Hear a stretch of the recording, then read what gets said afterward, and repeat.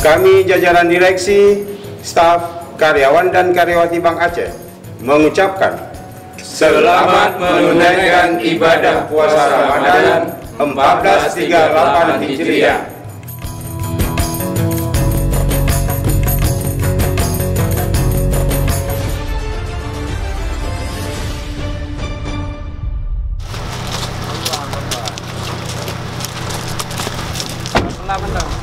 Sudarlun, aparat kepolisian Polres Nagan Raya dibantu personil Polda Aceh dan Satreskrim Polres Aceh Barat hingga Rabu siang masih mengamankan 2 orang tersangka pelaku pembunuhan terhadap Mas Diana, 28 tahun, seorang guru honorer warga Alu Getah, Kecamatan Darul Makmur, yang tewas pada Kamis pekan lalu di rumahnya.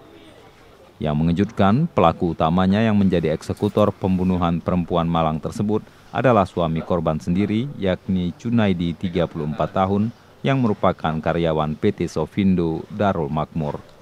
Dalam menjalankan aksinya, pelaku tidak sendirian, ia dibantu oleh sepupunya, yakni Muhammad Daud, 32 tahun, yang tercatat sebagai warga desa Pulau Tengoh, Kecamatan Darul Makmur. Ini gancu untuk toknya sawit nih. Ya, untuk sawit.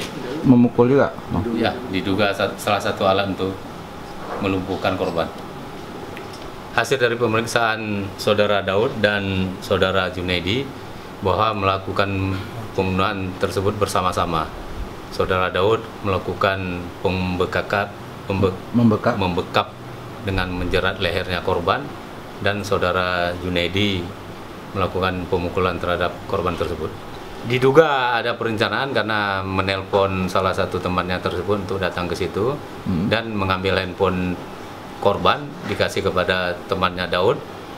Seolah-olah itulah hasil dari jerih payahnya. Saudara Daud membawa handphone tersebut ke Melabuh untuk dijual, digadekan untuk mendapat uang dari situ. Berapa, Pak? Dia dapat uang, Pak? Uang gadenya 150.000 lah. Lebih kurang segitu.